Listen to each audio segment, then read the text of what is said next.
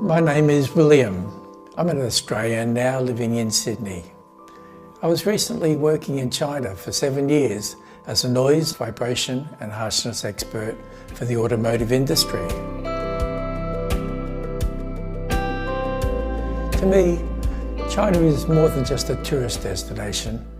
The people, the culture and how they work and play is so interesting.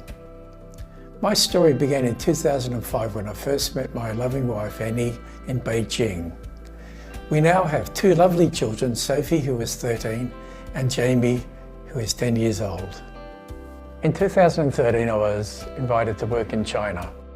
Accepting the invitation, we packed our bags and moved to Nanchang, which is the capital of the Jiangxi province. We spent 4 years living in this wonderful city. I like sports and enjoy after-work activities to stay fit. My work was 15 kilometres away from home, so I purchased a second-hand mountain bike and rode it to work each day along the Ganjiang Boulevard, which follows the Ganjiang River. It was such a great way to begin the day. The Ganjiang River is almost 1 kilometre wide and has a few small islands in the middle. One of my work colleagues and I would take photos and movies to record the beauty of the Ganjiang River and surroundings. The Tanguangge Temple, which is beside the river, is so beautiful, particularly at night. It has a beautiful green glow which you can see from a great distance. During my stay in China, I had to travel to many customers all over China, so we went to many cities, including Guangxi, Wuhan, Mohe, Beijing, and Shanghai, and many others. I think every city had its own characteristics.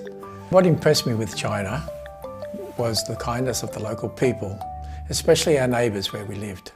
They were friendly and we would always say hi and have a chat to them, and on occasions we would have dinner with them. One day my son had a serious reaction from eating too many bananas at home. My wife had called the ambulance, but the lift seemed to be stuck on one of the floors. Being on the 27th floor, my wife knocked on our neighbour's door and asked for help. Now, after seeing the lift was not moving, my neighbour immediately grabbed my son and rushed him down the 27 flights of stairs to the awaiting ambulance. This was not easy for him because he was 60 years old. It was quite a moving moment for me later when I returned from work to see my son safe in hospital, and I really appreciated our neighbour's help. While we were enjoying our lifestyle in China, changes happened so rapidly in the city. The development and the speed of development was incredible. There was a Wonder City development which consisted of over 200 32-storey apartments, as well as amazing shopping centres, 5-star hotels, a mini Disneyland, all built only in a few years. They also built a city subway system which went under the Gan River. Speed is the key word everywhere in China.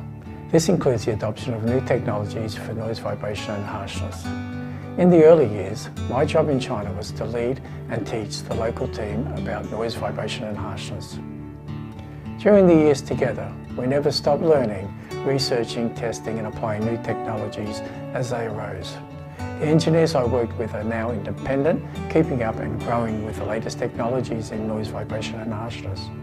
The results for the company is very good products that are quiet and smooth for their customers' vehicles.